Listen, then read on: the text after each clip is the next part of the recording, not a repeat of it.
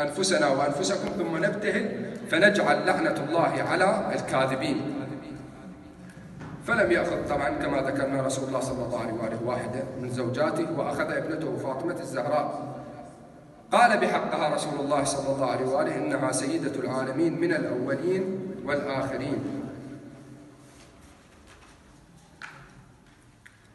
ولما استشهد رسول الله صلى الله عليه وآله أصبحت مظلومة مقهورة، قد سلب منها أرضها فدك، وسلبت أرثها من رسول الله صلى الله عليه وآله.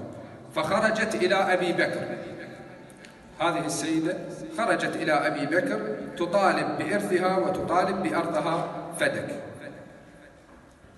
الوضع أنه أبا بكر كان جالسا على منبر رسول الله. طبعا راح أتحدث وياكم بكلام يتفق عليه جميع المذاهب الإسلامية، الحادثة راح أتحدث بها وما ينكرها أي أحد، أنه كان أبا بكر على منبر رسول الله صلى الله عليه وآله، وحوله الأنصار والمهاجرين. شيخ الأنصار كان من المعترضين على بيعة أبي بكر إلى أن قتل في خارج مكة والمدينة. فاطمة الزهراء خرجت مع نساء قومها بستر كامل، وواجهت أبي بكر وهو جالس على المنبر، وتؤخذ له البيعة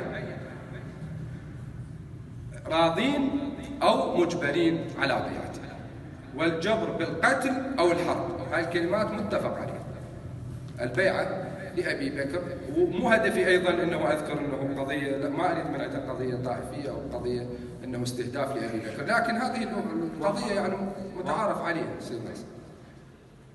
فبهالكيفية اجت فاطمة الزهراء ووقفت أمام أبي بكر وحوله الأنصار والمهاجرين، وذكرتهم أولا حمدت الله وأثنت عليه بكلام من أبلغ وأفصح الكلام، ثم ذكرت رسول الله صلى الله عليه وآله وما كان المسلمين قبله حالهم وكيف هداهم إلى النور.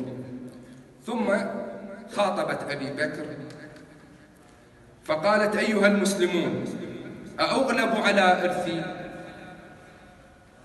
يا ابن أبي قحافة، أفي كتاب الله أن ترث أباك ولا أرث أبي؟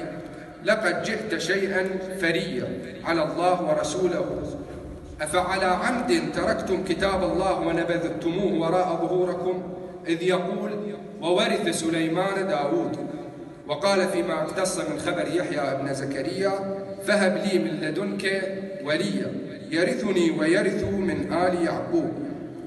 فما كان من أبي بكر إلا أن ذكر فضائلها وبجلها واحترمها، وقال لها: أنت أحب الناس إلي يا بنت رسول الله، وفضلك ومنزلتك وكذا بالثناء الجميل على هذه السيدة. فصدق كل ما قالته، إلا أنه أصر على رأيه أنه سمع رسول الله: نحن معاشر الأنبياء لا نورث.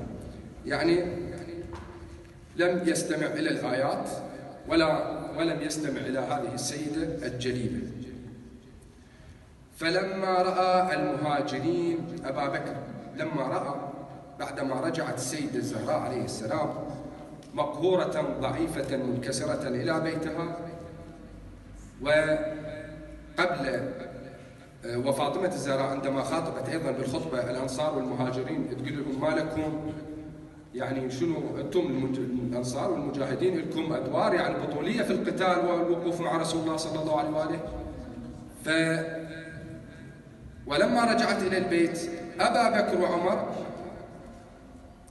شاهدوا ضعف حالة السيدة الزهراء، بأنها شنو؟ لا أنصار ولا مجاهدين. عند ذلك قال أبا بكر إلى عمر: اذهب وخذ البيعة من علي، فإن أبوا فاحرق عليهم الدار. وبالفعل هاي قضية ما راح أقول أنه أحرقوا الدار، أتحدث فقط المتفق عليه أنه هدد بحرق الدار. المواضيع ذنيجة احنا هو ماكو اختلاف على أنه ذهب عمر إلى بيت فاطمة الزهراء وهدد بحرق الدار. الاختلاف أنه حرقه لو ما حرقه، هو التهديد يكفي سواء حرقه أو ما حرقه.